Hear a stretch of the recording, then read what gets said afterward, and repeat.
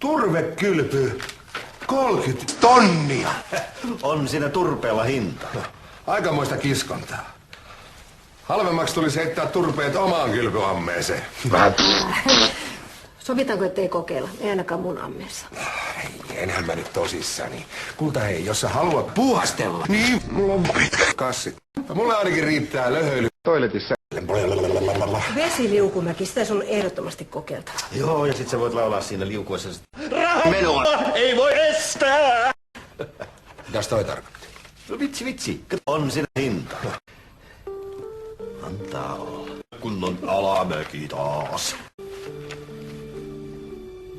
Kato Irma, kun mä en tiennyt, että sä olet mun isä. Mun on hirveän vaikea luottaa tuntemattomiin. Mistä sitä nykyään tietää, kuka on mun isä? Niinpä.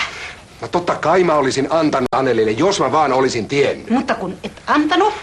Kato nyt, kun Ja Tanelin ihoverillähän ei ole mitään tekemistä tämän asian kanssa. Kyllä on! Sä siis myönnät olevasi rasisti.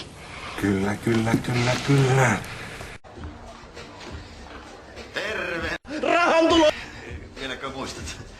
Seppo Taalasmaa. Niin tietysti, romantiikka Seppo. Kappas likkaa kun tunnistit. Tässä on Ismo Laitela. Terve! Ismolla olisi sulle Kengänkuva persuksiin. Tämä on huono aika sellaisiin keskusteluihin. Ei menisi kuin 10 minuuttia. Usko mua. sä et halua kassit. Toiletissa. Aikaa mä Alaikäiselle.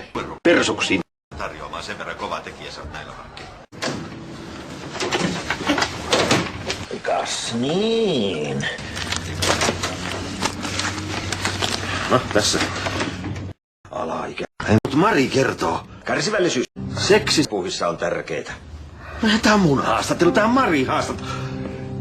Seksi Seppo käytti minua häikäilemään Persuksiin. käänsi sitten tylysti selkänsä. Hei, mutta onhan tässä se sun vastine. Se on tässä lehtihyllyssä, lue. Voi pentele! Tää nyt muutti asiat vaan pahemmaksi. Nyt musta tehtiin vielä mehumaija. No kyllähän minäkin sitä aluksi vähän epäilin, mutta kun Seppo vakuutti ja... Älä sinne selitä! Mä oon käynyt kiinni jo!